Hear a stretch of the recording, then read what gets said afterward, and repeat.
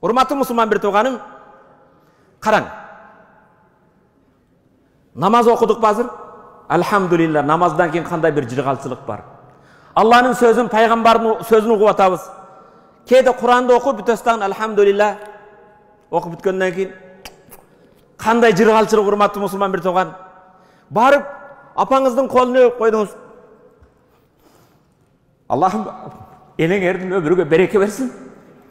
Атаңардын колунан өп койдуңар барып. Бул кандай жыргалчылык урматтуу мусулман бир тууган? Бул бардыгы Алланын ыраазылыгы үчүн. Сезесиңби? Аллах сага кандай бактылуулук берип атат. Бүгүн чайханада отурат бирөөсү, башка жерде отурат. Сен алхамдулилlah азыр 1,5 пара Куран окудуң. Аллага сажда кылдың. Эң жаратканга жакын болдуң. Намаздан кийин баргандан кийин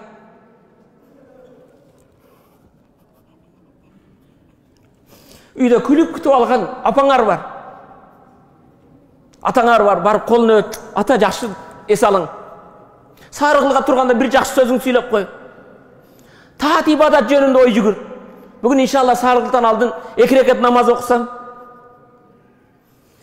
Бүгүнгө чейин кээде ата энеңе жаман мамиле кылган болсоң, телефон чалып, апа мени кечир. Мен сени жакшы көрөм. Бирок кеч болуп калат урматтуу мусулман бир тууган. Мен азыр силерге окшоп барып колуна өйүн десем, мен апам жок. Кудайыма шүгүр, жакшы жашады. Жараткан Аллах Тааладан дайым дуа кылды. Аллахым менин аманатыңды алсаң, Рамазан айы чыкпайсан ал. Ыйык айда аманатыңды ал деп жүрүп, Рамазан айын 30 күнү жан таслим кылды. Айт күнү жаназасын окуп койдук. Кудай рахматы, атам Рамазандын 5 күнү каза болду. Ооз ачарга 35-40 мүнөт калганда оозун ачпастан мен тиякты ачам. Укол кылалы, суу бере, жок.